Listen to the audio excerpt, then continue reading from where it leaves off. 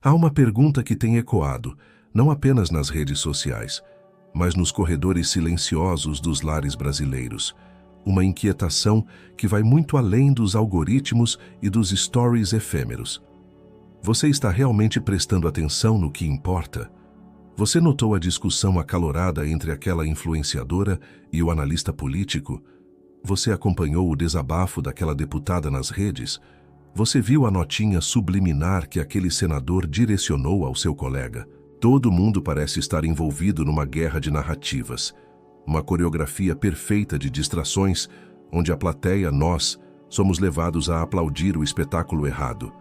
E no meio desse ruído ensurdecedor, as estruturas que sustentam o nosso país, os alicerces da nossa liberdade, estão sendo silenciosamente remodeladas longe dos holofotes, nas salas fechadas, onde o poder verdadeiro se exercita. E aí, eu te pergunto, você está vendo isso?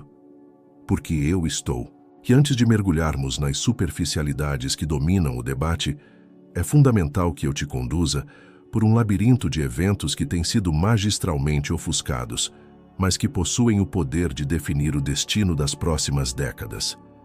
Você viu que o plenário do Supremo Tribunal Federal, em uma manobra processual que beira a ficção jurídica, validou a utilização de um relatório sigiloso de um órgão de inteligência estrangeiro como base para uma condenação sem precedentes? Você acompanhou que o relator principal desses processos, o magistrado de poderes quase absolutos, assumiu para si a função de acusador, juiz e carrasco, desconsiderando pedidos de prazo da defesa que eram considerados elementares em qualquer democracia minimamente séria? Você percebeu que um dos principais investigados, um estrategista político que atuava nos bastidores, teve sua condenação fundamentada em um suposto plano criminoso descrito em um documento de 3 páginas que nunca foi fisicamente apresentado ao seu defensor, sendo apenas lido em voz alta durante uma sessão? Você entendeu a teia que está sendo tecida, onde a presunção de inocência se tornou uma relíquia do passado e onde o ativismo judicial vestiu a toga da imparcialidade? Não, você provavelmente não viu. O seu feed foi dominado pela cortina de fumaça, pela treta do momento. E eu vou falar sobre isso, eu prometo. Mas se você quer entender o verdadeiro jogo de xadrez que está sendo jogado, e não apenas as peças decorativas no tabuleiro, você vai ter que me acompanhar nesta jornada pelos corredores do poder real. Vamos começar pelo episódio mais grave, e não por acaso, o mais soterrado pela grande imprensa: a transformação de um inquérito judicial em um instrumento de ajuste de contas políticas. A narrativa pública foi meticulosamente construída. Um grupo de poderosos, sedento por poder, arquitetou um plano meticuloso para desestabilizar a República. No entanto, quando se vai ao núcleo duro das acusações, o que se encontra não é uma tapeçaria de provas robustas e testemunhas incontestáveis, mas um amálgama de suposições, conjecturas e interpretações agressivas de atos que, em outros contextos, seriam considerados normais. Tome como exemplo o caso de um ex-assessor parlamentar sênior, um homem cuja carreira foi dedicada à análise de dados eleitorais. Ele foi atingido por uma medida cautelar severíssima, com base na alegação de que ele teria participado de uma videoconferência crucial, onde planos antidemocráticos foram supostamente traçados. A prova? O testemunho de um único colaborador que posteriormente admitiu em um documento de 30 páginas que permanece sob segredo de justiça que suas memórias sobre o evento eram nebulosas e que ele fora orientado a conectar os pontos de uma forma específica pelos investigadores. Este não é um detalhe menor, é a própria essão da acusação que se desfaz. E o que faz o sistema quando confrontado com essa inconsistência? Ele acelera. A máquina não pode parar. O ritmo é frenético. Os prazos são curtos para a defesa e longos para a acusação, criando uma assimetria processual que é a antítese do devido processo legal. O magistrado à frente do caso, um jurista cuja biografia é marcada por passagens tanto na academia quanto na política partidária, tem reiteradamente ignorado pedidos de esclarecimento sobre a origem e a autenticidade de supostas mensagens de texto apreendidas. Essas mensagens, que seriam a espinha dorsal da conexão entre os acusados, nunca foram submetidas a uma perícia independente para verificar sua autenticidade e a possibilidade de terem sido manipuladas ou inseridas digitalmente nos dispositivos. Em vez disso, são tratadas como evidência gospel incontestáveis. Este é o primeiro e mais crucial degrau que precisamos subir para entender a profundidade do abismo que estamos enfrentando. Não se trata de defender indivíduos, mas de defender um princípio.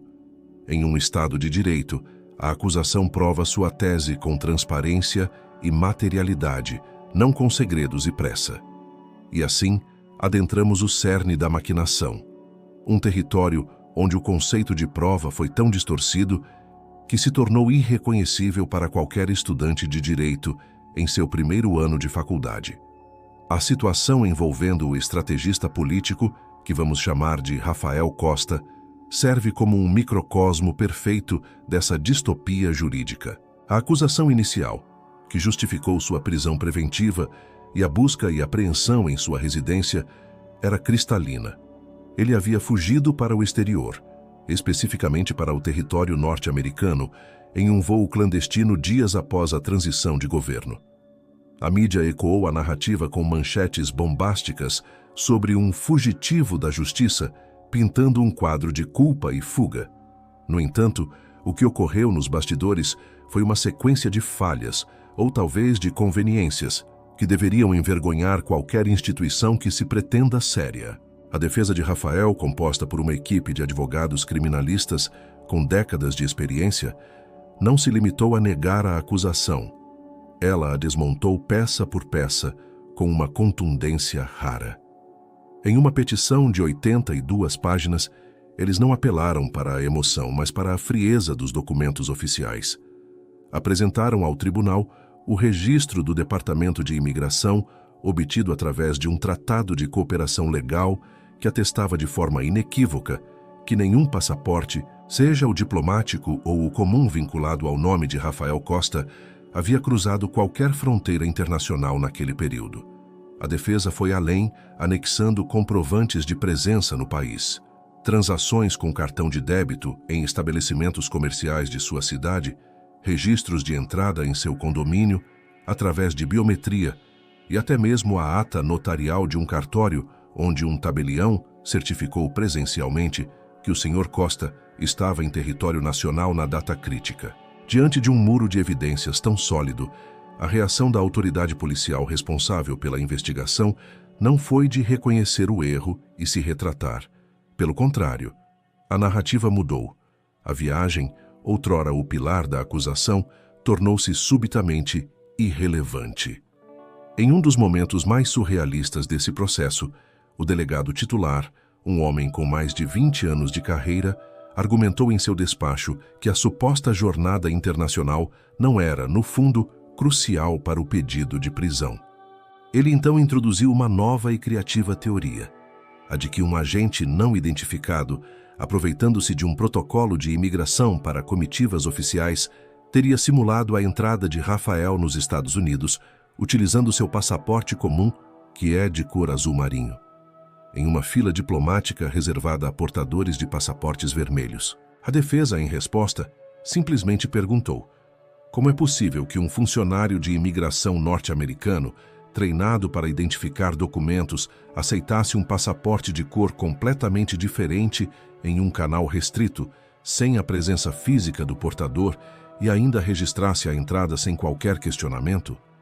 A pergunta, é claro, ficou no ar, sem resposta. A lógica havia sido substituída pela necessidade de sustentar uma acusação a qualquer custo, e é aqui que a farsa atinge seu nível mais perigoso. Pois não se trata apenas de um homem, Rafael Costa, mas de um precedente que está sendo forjado com martelo e cinzel contra as fundações da nossa República.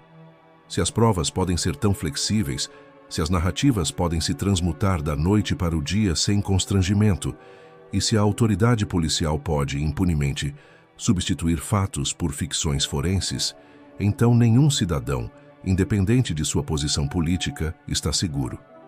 O processo contra Rafael Costa não é um caso isolado. É a peça central de um quebra-cabeça muito maior. As mesmas provas coletadas pelos mesmos agentes e validadas pelo mesmo juízo são usadas para embasar condenações em outros processos interligados, criando uma falsa sensação de solidez e consistência. Quando você vê um político de alto escalão sendo condenado com base em provas robustas, você precisa se perguntar: robustas perante qual critério? O critério da transparência e do contraditório, ou o critério da conveniência e da conivência de um sistema que já decidiu o veredito final antes mesmo do julgamento começar? A estratégia é clara: criar um emaranhado tão complexo e técnico que o cidadão comum sem tempo ou recursos para se debruçar sobre milhares de páginas de processo acabe por aceitar a narrativa simplificada que lhe é servida. O sistema judicial funciona, os culpados estão sendo punidos. Mas e quando o sistema judicial não está funcionando? E quando a própria ferramenta designada para apurar a verdade é corrompida para fabricar uma versão específica dela? Estou vendo que você chegou até aqui, e isso significa que você é uma daquelas pessoas que não se contenta com a espuma dos dias. Você quer nadar nas águas profundas, por mais turbulentas que estejam. E é por pessoas como você que este canal existe. Mas fazer isso sozinho é uma batalha de Davi contra Golias todos os dias. A sua inscrição no canal não é apenas um clique, é um sinal de que há uma comunidade que se importa, que questiona, que não abaixa a cabeça.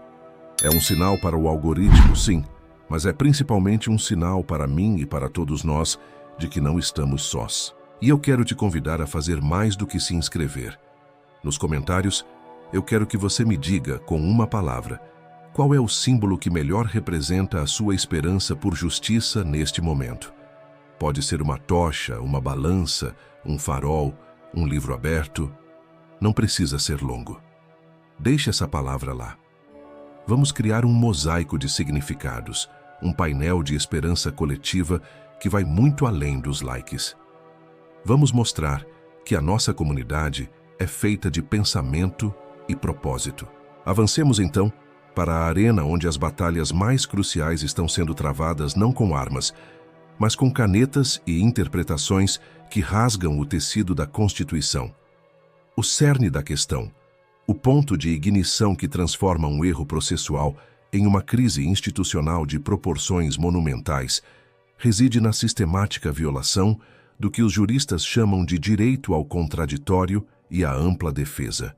Não são jargões técnicos para serem decorados em faculdades de direito. São os pilares de sustentação de qualquer sistema que se pretenda justo. Imagine um duelo onde um dos lutadores está vendado, com as mãos amarradas nas costas, enquanto o outro tem liberdade para atacar por todos os lados. Esta analogia, embora forte, é insuficiente para descrever a realidade destes processos.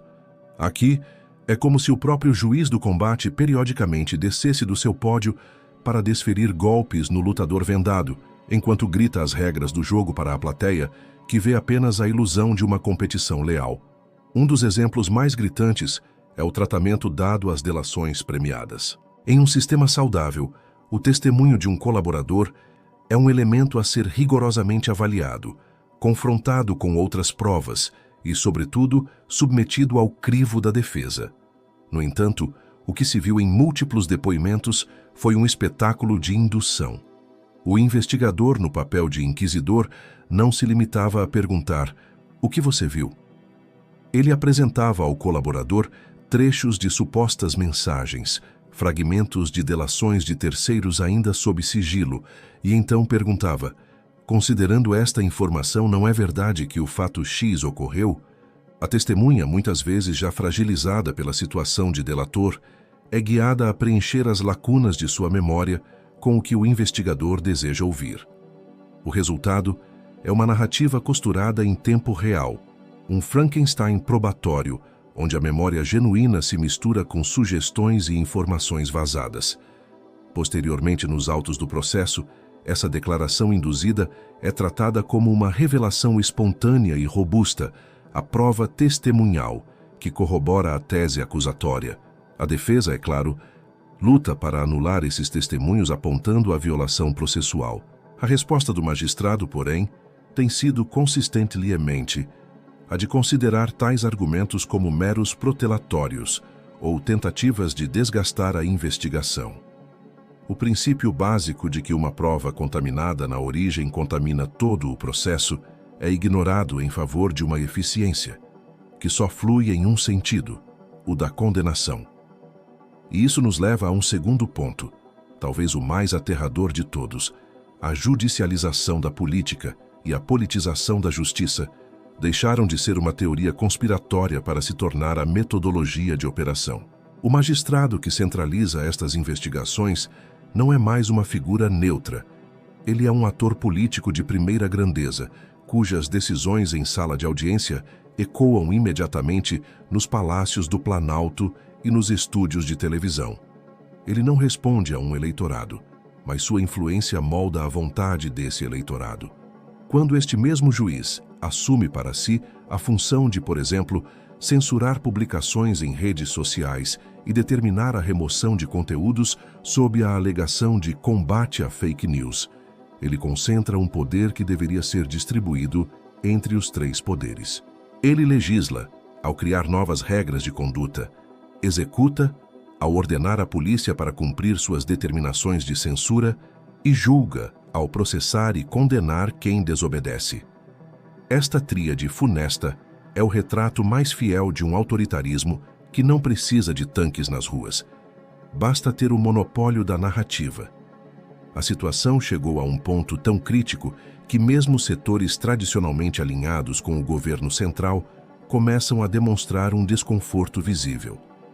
O Distrito Federal, administrado por um grupo político que não é oposição ferrenha, chegou a se manifestar, ainda que de forma sutil, sugerindo a inconveniência de se encarcerar uma figura de alta relevância política no sistema prisional comum, levantando questões sobre sua saúde e segurança. A resposta do magistrado foi de pura e simples rejeição, classificando o pedido como impertinente. A mensagem era clara: não há espaço para ponderação ou para vozes que não ecoem a sentença já pré-determinada. Este não é um julgamento, é um ritual de sacrifício onde a vítima já foi escolhida e o veredito já foi escrito. A encenação judicial é apenas o caminho para legitimar perante uma parcela da população aquilo que é, no fundo, uma operação de poder puro e simples. Para compreender a totalidade do quadro, é imperioso que nossos olhos se voltem para além das nossas fronteiras, porque os fios que movem esses marionetes não estão todos contidos dentro do nosso território. Existe uma dimensão internacional, uma simbiose entre interesses geopolíticos e narrativas domésticas, que tem sido astuciosamente ignorada pela grande imprensa. Enquanto somos entretidos com as brigas internas, um dos maiores conglomerados empresariais do país, a holding familiar JAF, dona de um império que vai do setor de proteína animal à produção de celulose, tornou-se subitamente alvo de uma investigação profunda no território norte-americano. A coincidência cronológica é, no mínimo, curiosa. Os irmãos que comandam esse grupo, Joesley e Wesley Batista, têm uma história longa e conturbada com a justiça brasileira. Foram peças centrais na Operação Lava Jato, onde assinaram acordos de delação premiada que continham revelações bombásticas e, posteriormente, em grande parte, anuladas pelo Supremo Tribunal Federal, envolvendo pagamentos de propina a dezenas de políticos de diversos partidos. O conteúdo dessas delações, embora juridicamente questionado, permanece nos arquivos como uma mancha. E agora, esse mesmo grupo, que mantém relações comerciais bilionárias e uma atuação política das mais agressivas, é investigado por uma potência estrangeira. A pergunta que não quer calar é: qual é o real objetivo dessa investigação? É simplesmente uma questão de compliance e de regulamentações do mercado internacional? Ou existe um interesse estratégico em solapar a influência de um grupo empresarial que possui laços tão profundos e complexos com a classe política brasileira, especialmente em um momento de extrema fragilidade institucional? O silêncio da mídia hegemônica sobre este ponto é ensurdecedor. Não se conectam os pontos. Não se questiona como as revelações de uma investigação como essa, vinda dos Estados Unidos, podem ser utilizadas como uma arma política interna para pressionar, chantagear ou desestabilizar setores específicos do agronegócio e da indústria nacional que não se alinham perfeitamente com a narrativa globalista. É um jogo de xadrez de altíssimo nível, onde as peças são nações, corporações e, por fim, a soberania de um povo. Enquanto isso, nas redes sociais, discutimos se um influenciador foi ou não foi ético em seu último post patrocinado. A assimetria de atenção é a maior arma dos verdadeiros poderosos. E essa teia não para de se expandir. No cenário doméstico, uma outra peça fundamental está prestes a se mover, e ela demonstra com clareza solar a hipocrisia que reina em Brasília. Refiro-me ao chamado Projeto de Lei Antifacções. Trata-se de uma proposta inicialmente enviada pelo próprio governo federal, que foi radicalmente alterada e fortalecida pela relatoria de um parlamentar conhecido por suas posições duras na área de segurança pública.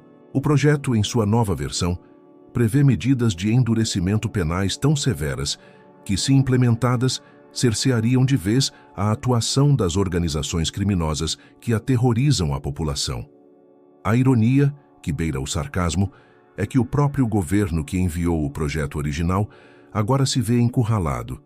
Se defender a versão robustecida, admitirá o fracasso de suas próprias políticas de segurança e abraçará uma agenda com a qual não compactua ideologicamente. Se, por outro lado, trabalhar nos bastidores para enfraquecer o projeto ou retirá-lo de pauta, será flagrado em sua duplicidade, mostrando para a nação que seu compromisso com o combate ao crime organizado é, na verdade, retórico vazio.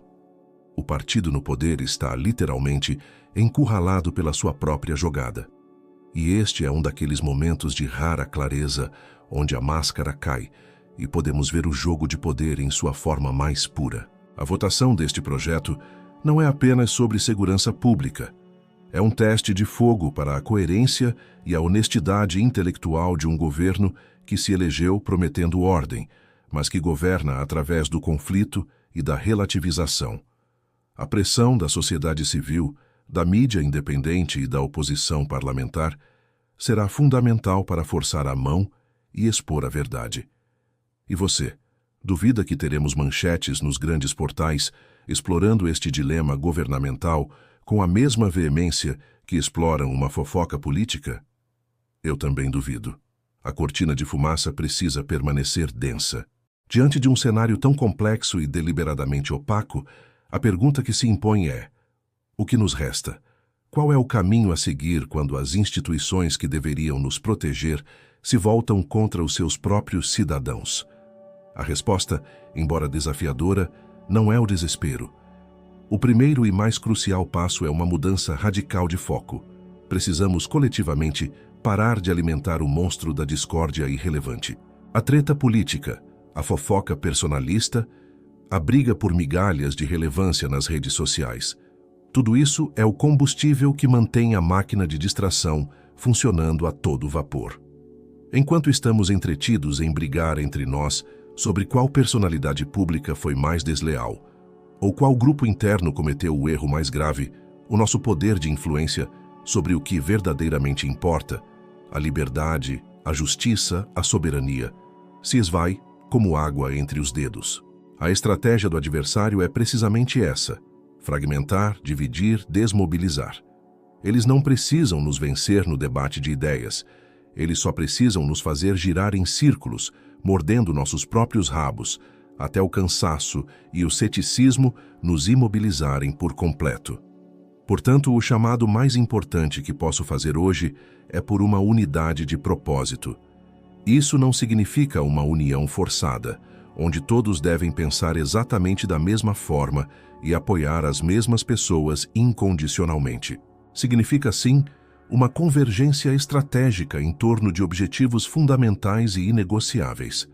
O primeiro e mais urgente desses objetivos é a restauração do Estado de Direito, o fim da seletividade política na aplicação da lei e a defesa intransigente das garantias processuais que protegem todo e qualquer cidadão, independentemente de sua filiação partidária.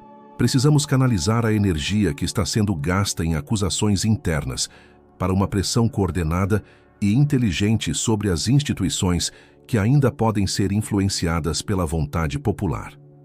O poder legislativo, por mais disfuncional que pareça, ainda é uma arena de batalha crucial. A mobilização popular para pressionar parlamentares, para exigir a aprovação de projetos que fortaleçam a transparência e para barrar aqueles que consolidam o autoritarismo é uma ferramenta poderosa que temos e que subutilizamos. O segundo passo é o apoio material àqueles que estão na linha de frente desta batalha jurídica e política. Como vimos no caso de Rafael Costa, a defesa em um processo dessa magnitude é um empreendimento hercúleo que consome recursos financeiros monumentais. Não se engane, esta é uma guerra assimétrica também no campo financeiro. De um lado, a máquina estatal com todos os seus recursos, do outro, cidadãos individuais e suas famílias tendo que arcar com custos exorbitantes de advogados, peritos, trâmites internacionais e ações paralelas. Canalizar doações, mesmo que pequenas, para fundos de defesa legítimos e transparentes não é um ato de caridade, é um ato de estratégia e de autopreservação. É o reconhecimento de que a defesa de um é a defesa de todos. Se hoje é um estrategista político que você nunca viu na vida, amanhã pode ser o seu vizinho, o dono do comércio local que ousou se manifestar, ou até mesmo você mesmo. A criminalização da dissidência política é um processo que começa sempre no topo, mas que não para até atingir a base da sociedade. Fortalecer a linha de defesa é fortalecer a trincheira que nos protege a todos. E, por fim, o terceiro passo é a educação política incessante. Precisamos deixar de ser consumidores passivos de notícias e nos tornar analistas críticos da realidade. Isso significa buscar fontes diversas, ler os autos de processos que são públicos, duvidar de narrativas prontas e ensinarmos nossos filhos e nosso círculo social a fazer o mesmo. A democracia não é um espetáculo que assistimos na televisão, é uma construção diária, e seus alicerces são feitos de conhecimento, discernimento e participação ativa. A escuridão conta com a nossa ignorância para prosperar. A nossa arma mais potente é acender a luz do estudo, do questionamento e do diálogo racional. Diante de um cenário tão complexo e deliberadamente opaco, a pergunta que se impõe é: o que nos resta? Qual é o caminho a seguir quando as instituições que deveriam nos proteger se voltam contra os seus próprios cidadãos? A resposta, embora desafiadora, não é o desespero.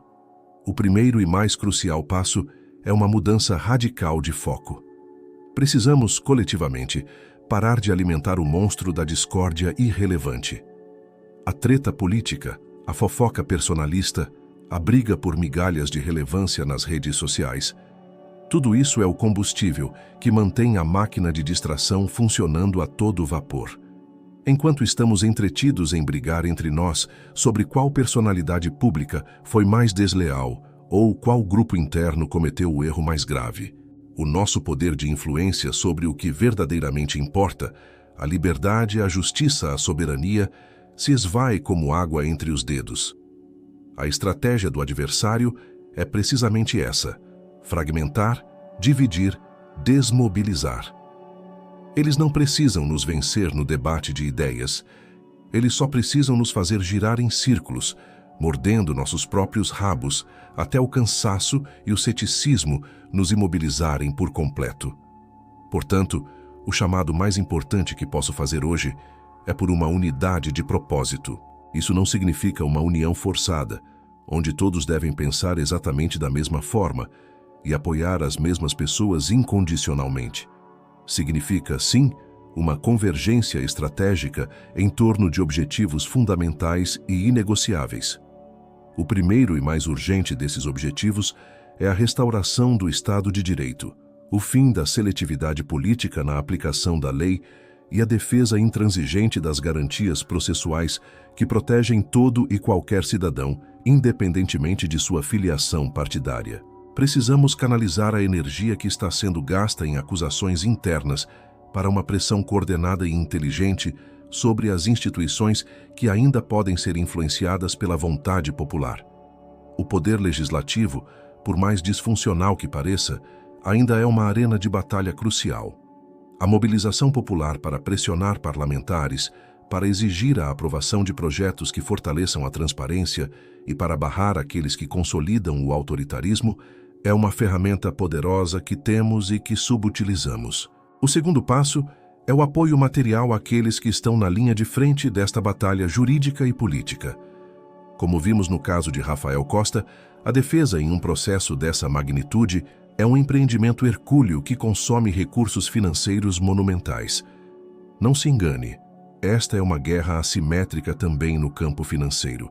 De um lado, a máquina estatal com todos os seus recursos. Do outro, cidadãos individuais e suas famílias tendo que arcar com custos exorbitantes de advogados, peritos, trâmites internacionais e ações paralelas. Canalizar doações, mesmo que pequenas, para fundos de defesa legítimos e transparentes não é um ato de caridade, é um ato de estratégia e de autopreservação. É o reconhecimento de que a defesa de um é a defesa de todos. Se hoje é um estrategista político que você nunca viu na vida, amanhã pode ser o seu vizinho, o dono do comércio local que ousou se manifestar, ou até mesmo você mesmo. A criminalização da dissidência política é um processo que começa sempre no topo, mas que não para até atingir a base da sociedade. Fortalecer a linha de defesa é fortalecer a trincheira que nos protege a todos. E, por fim, o terceiro passo é a educação política incessante. Precisamos deixar de ser consumidores passivos de notícias e nos tornar analistas críticos da realidade. Isso significa buscar fontes diversas, ler os autos de processos que são públicos, duvidar de narrativas prontas e ensinarmos nossos filhos e nosso círculo social a fazer o mesmo. A democracia não é um espetáculo que assistimos na televisão. É uma construção diária, e seus alicerces são feitos de conhecimento, discernimento e participação ativa. A escuridão conta com a nossa ignorância para prosperar. A nossa arma mais potente é acender a luz do estudo, do questionamento e do diálogo racional.